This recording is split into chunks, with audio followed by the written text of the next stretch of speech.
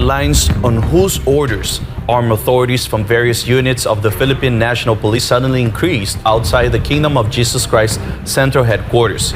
KOJC missionaries question why they are positioned in dimly lit areas if their reason is police visibility.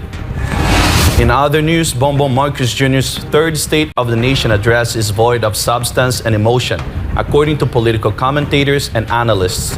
This comes as BBM apparently falls short in stating his solutions to pressing issues such as inflation, poverty, peace and order, corruption, and more. And the United Arab Emirates jails dozens of Bangladeshis for protesting in the Gulf country against their home government. I'm Frederico Velloso. Newsline World starts now. Police Chief General Romel Francisco Marbil himself ordered armed police to position themselves in front of the KOJC Central headquarters in Davao City. This was admitted by police personnel that were positioned in the said area 24 hours a day. Carlo de la Peña has the report. First time in history na ay diha sa atbang namo. Diha mismo nag-checkpoint police visibility na wala may kriminal diri. Wapoy mga krimen diri. Dito dapat na sa kanto. Dito sa di-reporting mingawa. Sa unahan ay Highway Patrol Group, na City Mobile Group, full battle gear, diha, nagtapok, Landmark, Impress, diha, Linya, LPO, yan diri, at Bangnamo. Sa unahan po, nanapod, Camellia, Jollibee, Orchids Hills, gasoline station, wala, gitad-tad naman hinoon niyo, sir, mga kuan, patrol car. The number of armed police near and right in front of the central headquarters of the Kingdom of Jesus Christ in Davao City continues to grow.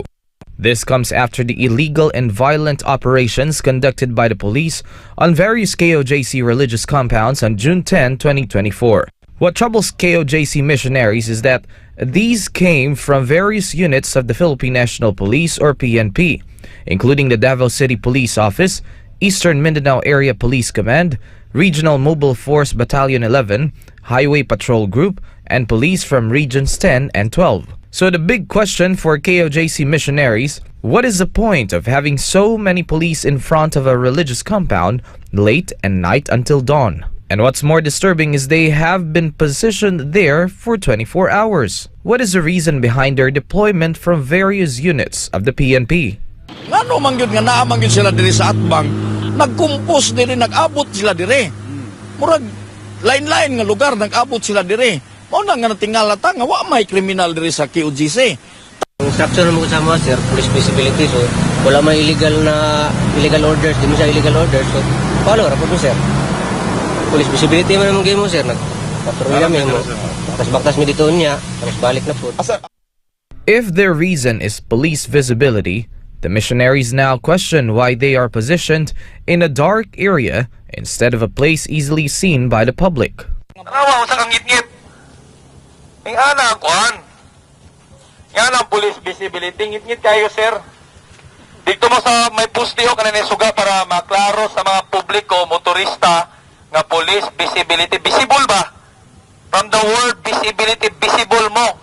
Dili diya sa nagtago, sir. Ning ana kang ngit-ngit, oh. Tanawa.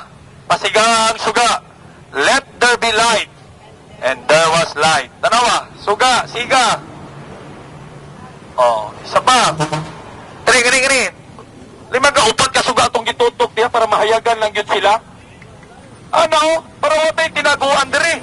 Para mahayag ba, makita nato sa mga aktibidad. Kay police visible, oh, hayag kayo. Ning ana dapat.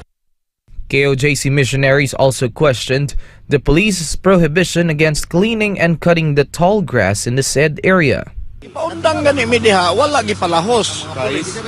Ang mga pulis pud nga nagbantay diri, may mga ilang gipaundang. Ning ana, ambot unsa po ilang rason nganong gipaundang nila nga maayo man ang among gibuhat nga mahinluan diri. Dakong katingalahan. Oh, dako kayong katingalahan.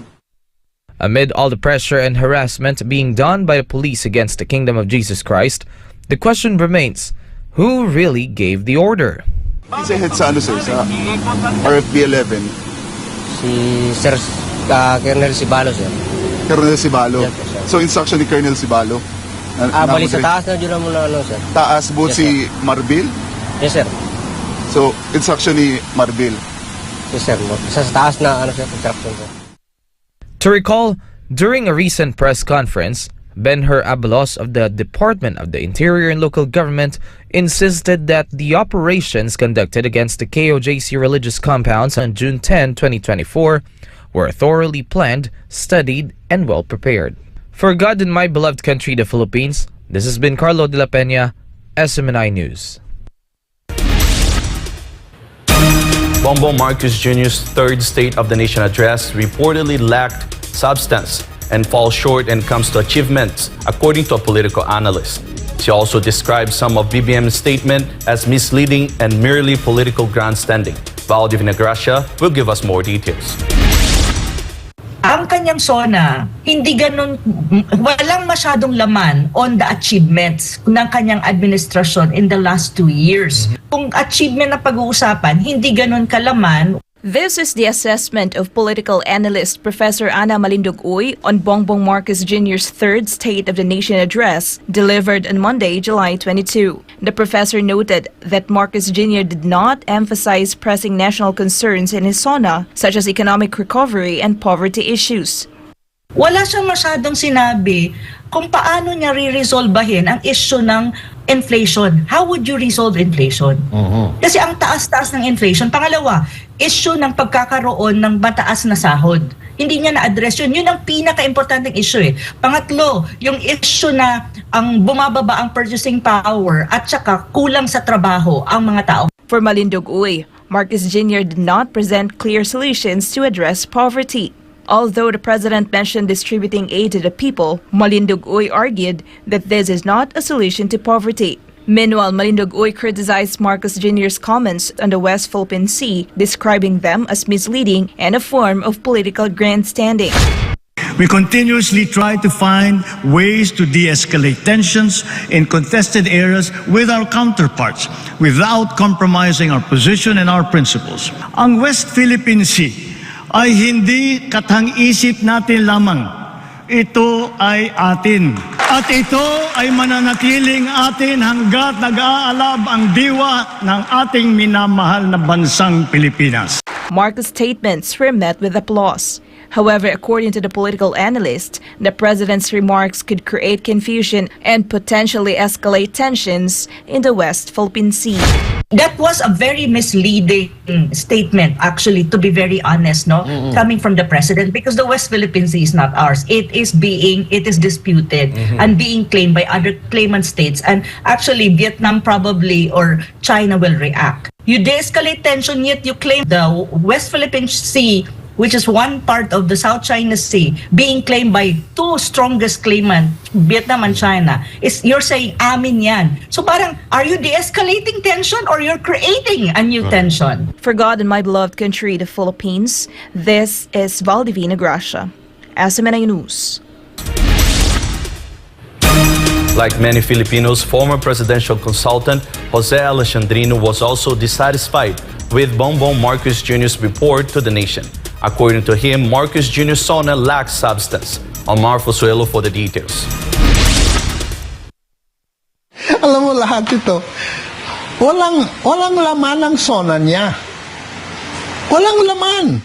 This is how former presidential consultant Jose Alejandrino described Bongbong Marcos Jr.'s third State of the Nation address, or SONA. In an exclusive interview with SMNI News, Alejandrino enumerated several major issues plaguing the Philippines that need immediate solutions. First is rampant corruption, and a significant portion of our national budget goes into the pockets of greedy politicians. The corruption is our number one problem in this country. That's why they have to keep borrowing money. Why? Because a big chunk of our national budget goes to corruption. But what is even more disappointing is that Marcos Jr. did not mention any steps to address the blatant corruption led by his government. And at the SONA, the one thing that was missing is that Bongbong did not talk of corruption. He did not offer any measures on how to curb corruption. He was silent on it. Why, I ask myself. That is our number one problem. Why did you not talk about measures that you are taking to curb corruption. The second is food security. According to Alejandrino, this was also not mentioned by Bongbong, even though it is one of the biggest problems facing the country. In his SONA, what did he talk about food security? Wala. Okay? And yet, food security is also one of our biggest problems and will be our biggest problems in the future. He added that while Marcos Jr. became the Secretary of the Department of Agriculture, but he did not create a roadmap for food security. He spent a lot of time in agriculture.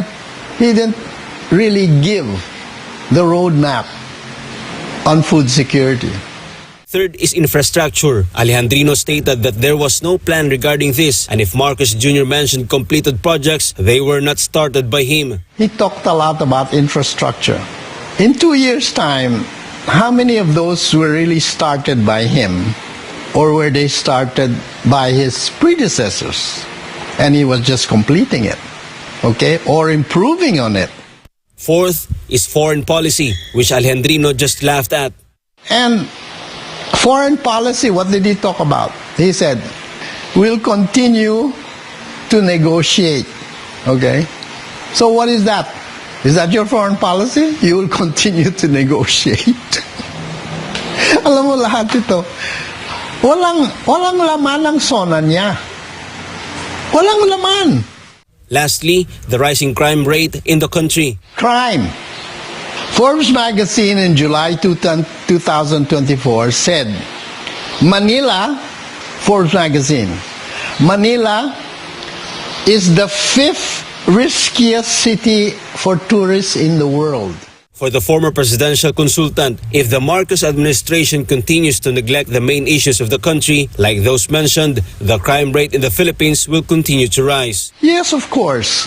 You know, when the crime rate will only worsen when the poverty and hunger increases. You know, because the people are fighting to survive. All right? So they will tell themselves, I'll take the risk of stealing or robbing. Because anyway, if I die, I will die anyway of poverty and hunger, okay? They have no choice. For God and my beloved Philippines, Almar Forzuelo, SMNA News. Marcos Jr. approved a new cash grant under the 4Ps program for poor pregnant women. However, this move has drawn criticism from an economist, saying that this is just a sign of a mere display of the worsening state of the Philippine economy. Moreover, these cash grants are also allegedly being used in the aid of election campaigns by politicians.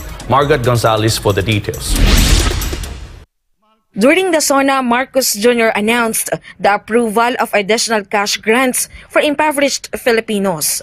Marcos said that he has instructed to include additional cash assistance for pregnant women under the Pantawid Pamilyang Pilipino program or 4Ps. He wants it to be included in the proposed 2025 national budget of the administration. Marcos' statement received a negative reaction from an economist. According to Dr. Michael Batu, the expansion of the Marcos government's aid program even after the pandemic shows that the economic situation is not improving but worsening, contrary to what the president stated in his SONA.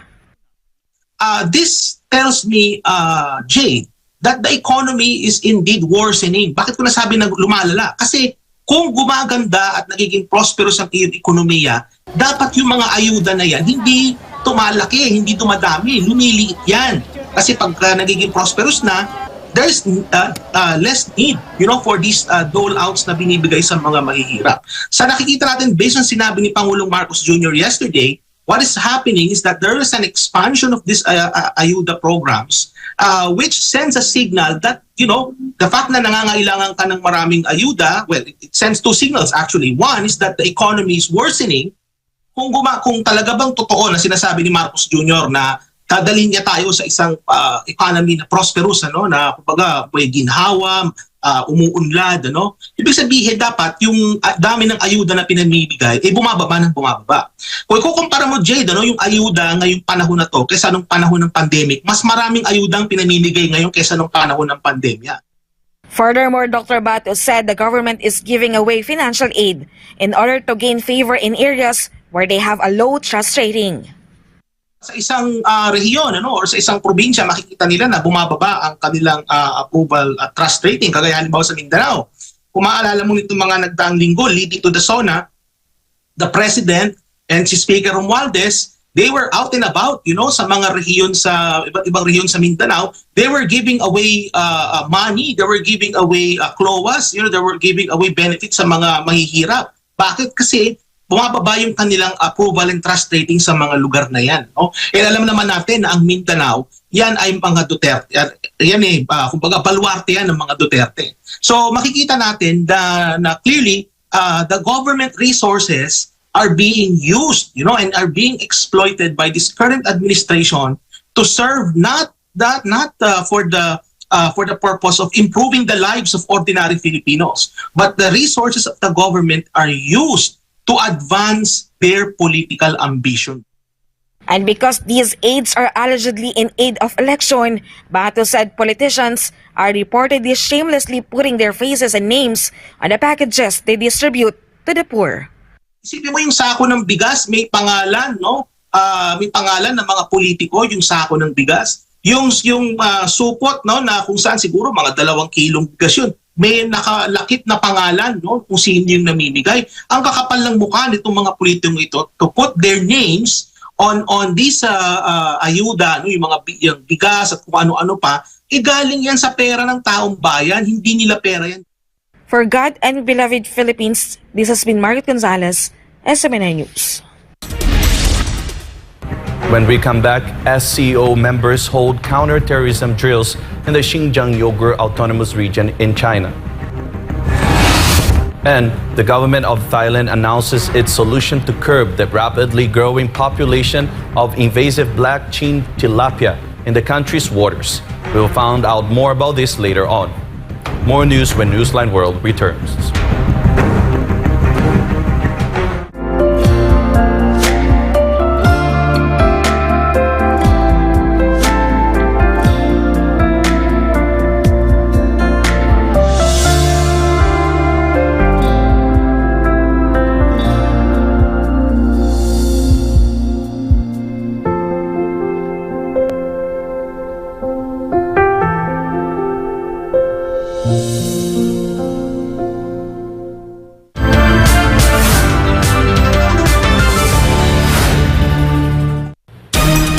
The UAE has sentenced dozens of Bangladeshis for rioting, prompting Bangladesh mission to warn their citizens of severe penalties, including visa cancellations and jail time for violating local laws.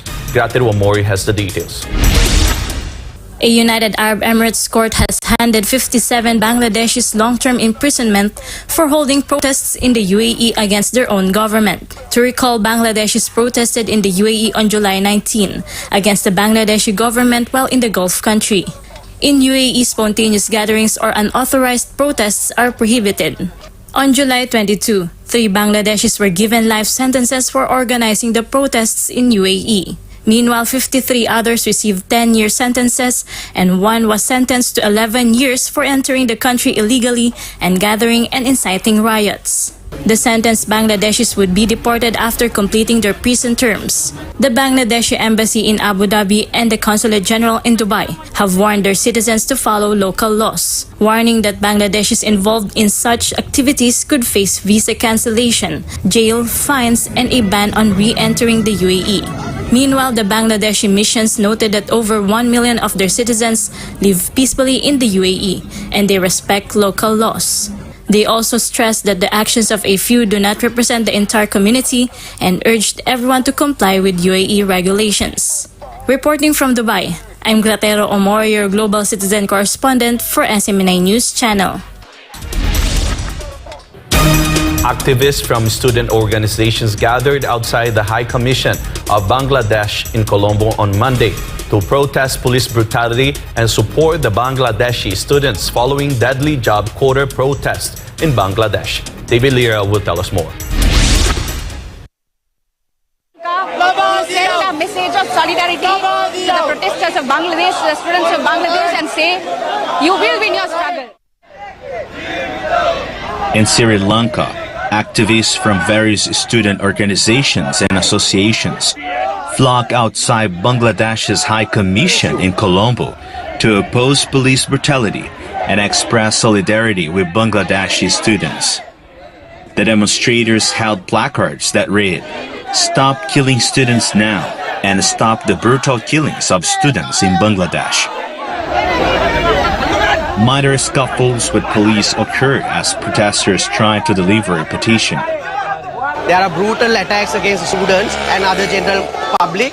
So Sheikh Hasina already killed around 150 students and the masses in Bangladesh.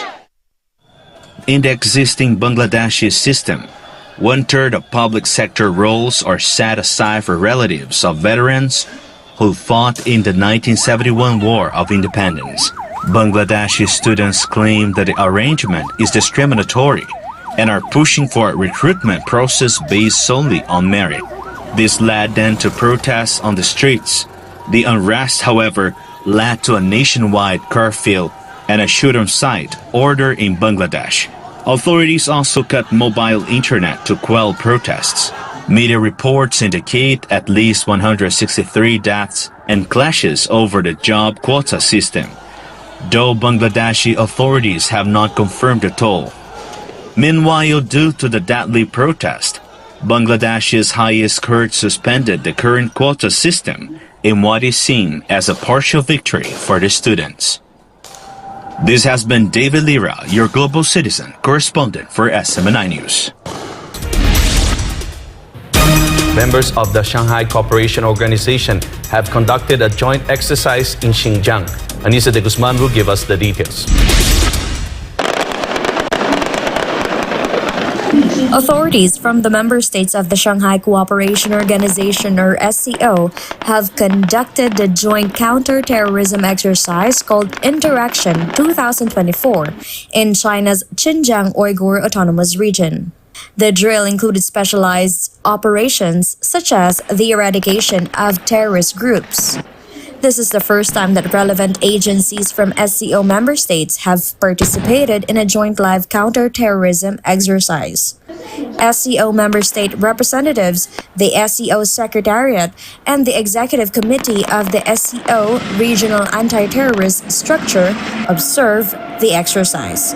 Reporting from Thailand, I'm Anissa de Guzman, your global citizen correspondent, forgotten our beloved country, the Philippines.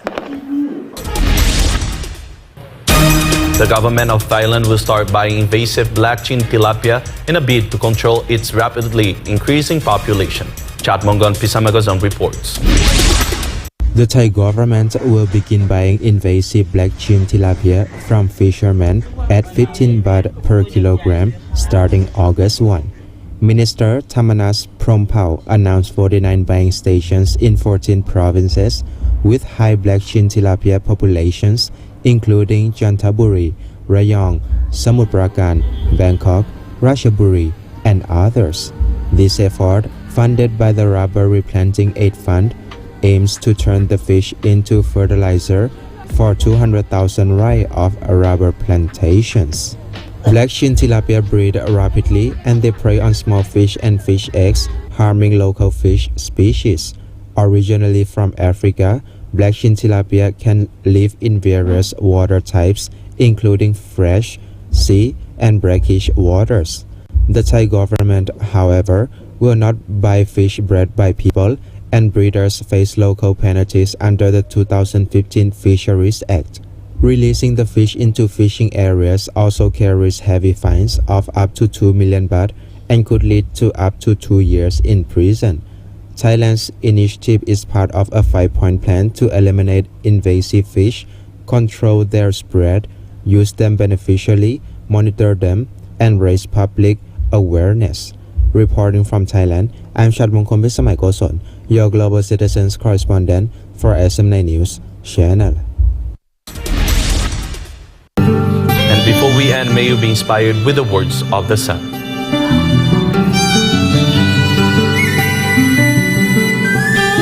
There is accountability in heaven for everything that we do. And that's That's all for this edition. For more news update, you may visit smnichannel.com or follow us in our official social media accounts on Rumble, Facebook, Twitter, and YouTube. For God and Country, I'm Frederico Velloso, and this is Newsline World.